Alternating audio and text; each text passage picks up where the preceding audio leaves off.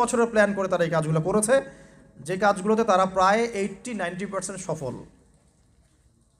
আর আমরা বিগত 100 বছরে সবচেয়ে বেশি যে কয়টা মাসআলা নিয়ে পড়েছিলাম সেটা হচ্ছে হাত বাঁধা, নাবির নিচে নাও পড়ে না বুকে, রফুল এদিন করবো কি করবো না, আমিন জোরে হবে না আসতে, পায়ে পা লাগবে কি লাগবে না। আর বিগত 100 বছরে 100 বছর কিন্তু হয়ে গেছে। 1914 সালে অটোম্যান ডিফিটের পরে 2022 চলছে, এখন প্রায় 100 বছর হয়ে গেছে। তো 100 বছরে তারা কিন্তু এই সমস্ত সেক্টরগুলো উন্নতি করে আজকে রুলিং স্টেট। আপনাকে বোঝাচ্ছিলাম ওরাই কিন্তু সারা ওয়ার্ল্ডকে রুল করছে, আর মাসিহুদ দাজ্জালও কিন্তু ইহুদিদেরকে নিয়ে সারা ওয়ার্ল্ডকে রুল করবে। আচ্ছা, এখন বুঝতে পারছেন অলরেডি যারা বিচক্ষণ শ্রোতা যে এই পরিস্থিতিটা শুধুমাত্র ওদের সাফল্য বললে ভুল হবে। এখানে সবচেয়ে বড় কথা আমাদের ব্যর্থতা। কারণ বিগত 1400 বছরে কিন্তু আমাদের অবস্থা এমন ছিল না। ওমর রাদিয়াল্লাহু আনহুর যুগে আমাদের অবস্থা এমন ছিল, আবু বকর সিদ্দিকের যুগে এমন ছিল, তারপরে আপনার ওসমান আলী রাদিয়াল্লাহু আনহুমা তাদের যুগে কি আমাদের অবস্থা এমন ছিল? 4 খলিফার যুগ ছিল প্রায় 30 বছর। কত বছর? 30 বছর। 30 বছর ইসলামী খেলাফা চলেছে। তার আগে নবী সাল্লাল্লাহু আলাইহি ওয়াসাল্লাম 23 বছরে সমাজ সংস্কার করেছেন। ওই 23 বছর যদি ধরি, পরের 30 বছর এখানে কিন্তু ইসলামের জয় জয়কার। 4 খলিফার পরেও উমাইয়ারা শাসন এসেছে। কারা আসছে? উমাইয়ারা শাসন করেছে প্রায় 80 থেকে 90 বছর বা 92 বছর। এই 92 বছরেও কিন্তু মুসলিমদের অবস্থা এমন ছিল না। ছিল? কথা বুঝতে পারছেন না? ছিল না। তারপরে শাসন এসেছে আব্বাসীয়রা শাসন করেছে প্রায় 550 বছর। কত বছর? কথা বলেন। প্রায় 550 বছর। এই 550 বছরেও মুসলিমদের অবস্থা এমন ছিল না যেমনটা এখন আজকে আছে। তারপরে ফাতিমি খেলাফত গিয়েছে, তুলুনি খেলাফত গিয়েছে, এদিকে মামলুকদের শাসন গিয়েছে, কর্ডোভার ইসলামিক খেলাফত গিয়েছে, মোগলরা চলে গেছে, উসমানীয়রা চলে গেছে। মুসলিমদের অবস্থা কিন্তু এমন ছিল না। এই হিস্ট্রিগুলো কয়জন জানো? এই 1400 বছর ইসলামের হিস্ট্রিগুলো কয়জন জানো? এই 1400 বছরে আমাদের অবস্থা কিন্তু এমন ছিল না। এখন বর্তমান সিচুয়েশন আর এই 1400 বছরের সিচুয়েশনকে আমরা মিলাতে পারছি না। করণীয় কি আপনার? কেন হলো এই অবস্থা? মানে কি করতে হতো বা কি করা উচিত, কেন হলো এই অবস্থা? মোটা দাগে কয়েকটা কথা হচ্ছে, আমরা বেশিরভাগই ইল্লা মাশা আল্লাহ, আমরা বেশিরভাগই কোরআন এবং সুন্নাহ থেকে দূরে সরে আসছি, 1 নাম্বার। 2 নাম্বার, আমরা বেশিরভাগই আমলের দিকে জোর যতটা না দিয়েছি, ইলম অর্জন, জ্ঞান অর্জনের দিকে অত বেশি জোর দেইনি। কথা বুঝতে পারছেন না মনে হয়? আমরা আমলের দিকে জোর দিচ্ছি না এমন না, আমল করতে চাই আমরা খুব, কিন্তু কোরআন সুন্নাহর গভীর জ্ঞান অর্জন করা এবং সমসাময়িক বিশ্বের জ্ঞানগুলো অর্জন করার দিকে আমরা কিন্তু খুব একটা ফোকাস করছি না। আবার অনেকে তো এখন পর্যন্ত এই যুগে এসেও জেনারেল শিক্ষাকে স্বীকৃতি দিচ্ছেন না। এই শিক্ষাটার দরকার আছে, কোরআন সুন্নাহর সাথে এই শিক্ষাটা অর্জন করলে বিশ্বকে এগিয়ে নেওয়া যাবে, আমরা তো স্বীকৃতি দিচ্ছি না। ইংরেজি শিখলে এখনও অনেকের চুলকানি হচ্ছে, না দরকার নাই, ম্যাথামেটিক্সের দরকার নাই, সায়েন্সের দরকার নাই, আইসিটির দরকার নাই, হ্যাঁ, আন্তর্জাতিক বিশ্ব সম্পর্কে জানার দরকার নাই। এগুলো কিন্তু আমরা এখনও ঢুকাচ্ছি না, ঢুকালেও খুব লো স্কেলে, যেটাতে খুব একটা কাজ হচ্ছে না। তো দেখেন, আমরা আমলের দিকে খুব ফোকাস করেছি ঠিকই, কিন্তু পরিপূর্ণ জ্ঞান অর্জনে কনস্ট্রাকটিভ সিলেবাসের দিকে আমরা কিন্তু সবাই ফোকাস করি নাই। বিগত 100 বছর আমরা পিছিয়ে আসছি এখানে। আবার যারা জেনারেল লাইনে পড়েছি আমরা বেশিরভাগ, তারা মাশাআল্লাহ 20-25 বছর পড়েছি, এখানে আবার আমরা ইসলামটা পাই নাই। এখানে ইসলাম থেকে আমরা আবার সরে আসছি। আমরা অনেক কিছু শিখেছি, ডক্টর হয়েছি, ইঞ্জিনিয়ার হয়েছি, পলিটিশিয়ান হয়েছি, ইকোনমিস্ট হয়েছি, কিন্তু ইসলামিক বেসিক জিনিস জানি না। অজুর ফরজ জানি না, নামাজের ফরজ, ওয়াজিব, সুন্নাত, মোস্তাহাব জানি না। আছে না? ফরজ গোসল কেমন করে করতে হয় সেটাও আমরা বুঝতে পারছি না, জানি না অনেকেই। পরে যখন হেদায়েত আসে তখন আবার পড়াশোনা শুরু করি, তখন জানি। সিলেবাস ওয়াইজ আপনি পাচ্ছেন না।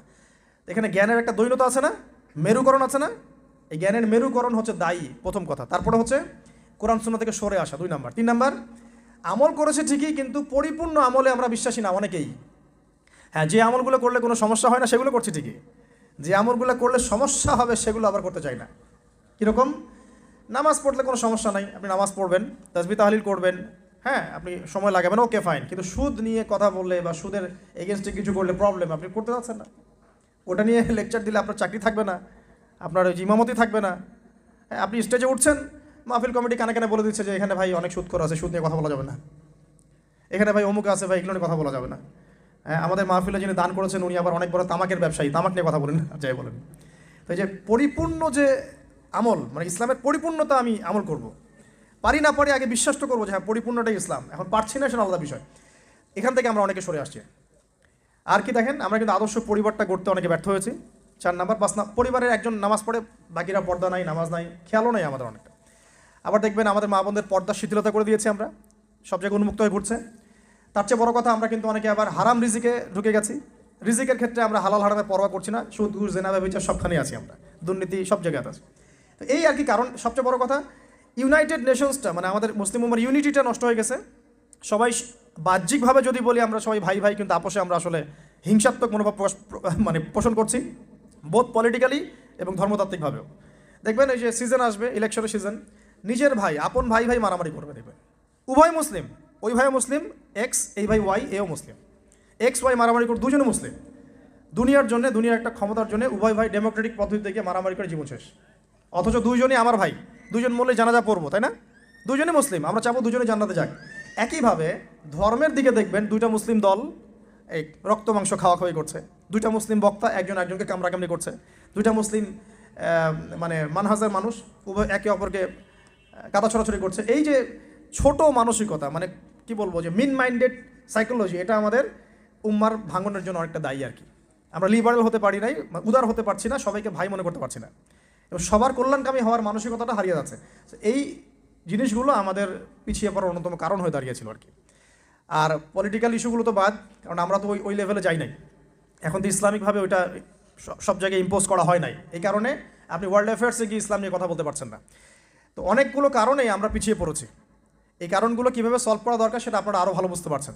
জ্ঞান অর্জনের দরকার আছে, এখন আমল বাড়িয়ে দেওয়া দরকার আছে, আদর্শ পরিবারের প্রয়োজন আছে, হালাল রিজিকের প্রয়োজন আছে, পর্দায় চলে আসার দরকার আছে, আমাদের আগামী প্রজন্মকে মানুষ করার দরকার আছে, উম্মার ঐক্যবদ্ধতার পিছনে কাজ করার দরকার আছে, এবং ইসলামের বিরুদ্ধে যে বিভ্রান্ত মতবাদগুলা, এগুলোর বিপক্ষে দালিলিক জবাব দেওয়ার প্রয়োজন আছে এখন। তো এভাবে কিন্তু আমরা আবারও ওই নতুন জায়গায় আসতে পারবো ইনশাআল্লাহ। আমি হতাশাবাদীদের অন্তর্ভুক্ত নই আমি ব্যক্তিগতভাবে, এবং এই উম্মা কখনো হতাশ হবে না ইনশাআল্লাহ। কারণ নবী সাল্লাল্লাহু আলাইহি ওয়াসাল্লাম মাত্র 23 বছরের মধ্যে যদি আইয়ামে জাহিলিয়াতকে পরিবর্তন করে ফেলতে পারেন, তাহলে সেই আল্লাহ যদি জীবিত থাকেন, সেই নবীর সুন্নাহ যদি জীবিত থাকে, এবং সেই কোরআন যদি আমাদের হাতে থাকে, আজকেও সম্ভব সারা ওয়ার্ল্ডের প্রেক্ষাপট পরিবর্তন করা। আমরা বড় স্বপ্ন দেখতে চাই, ছোট স্বপ্ন দেখবেন কেন, বড় স্বপ্ন দেখবেন। এই স্বপ্নের উপর দাঁড়িয়েই তো ইনশাআল্লাহ ইমাম মাহদী এই বিশ্বে ইসলাম প্রতিষ্ঠা করবেন না? তিনি কেমন করে করবেন? তিনি তো একা, কেমন করে করবেন? নিঃসন্দেহে তার কিছু মানুষ থাকবে যারা তার মতো করে চিন্তা করে, যারা পরিপূর্ণ ইসলাম পালনে নিজেকে উৎসর্গ করতেও প্রস্তুত থাকবে। এমন তো কিছু মানুষ তিনি নিয়ে আসবেন, তিনি তো পারবেন। ঈসা ইবনে মারিয়াম তো আসবেন, আমি বললাম 10টা আলামত, তার মধ্যে একটা হচ্ছে ঈসা ইবনে মারিয়াম আসবেন, এবং তিনি এই জুলুমের ভিত্তিটা উপড়ে ফেলবেন। এটা কি এমনি এমনি হবে? অনেক ত্যাগ হবে, অনেক তিতিক্ষা হবে, অনেক পরিশ্রম হবে, হ্যাঁ, তাদের ইফোর্ট থাকবে। সারা বিশ্বের মধ্যে ইসলামটা আল্লাহ যাদেরকে পছন্দ করবেন তাদের মধ্যে দিয়ে ছড়িয়ে দিবেন। একবার না একবার কিন্তু এটা হবেই। আমরা জানি আসন্ন সময়গুলো তাদের বিশ্বকে ডমিনেট করার সময়, কিন্তু তারপরে একটা যুগ আসবে যেই যুগে ইসলামের সোনালী সকাল কিন্তু আবারও দেখা যাবে ইনশাআল্লাহ। এখন কনক্লুশনে আসার আগে আমি জাস্ট কয়েকটা পয়েন্ট বলে শেষ করে দিই যে এই যে দাজ্জালের সারা বিশ্বকে শাসন করার ব্যাপারটা, এর সাথে সম্পর্কিত একটা বিষয় হচ্ছে মুসলিম উম্মার মধ্যে ভ্রান্ত কিছু মতবাদ ছড়িয়ে দেওয়া।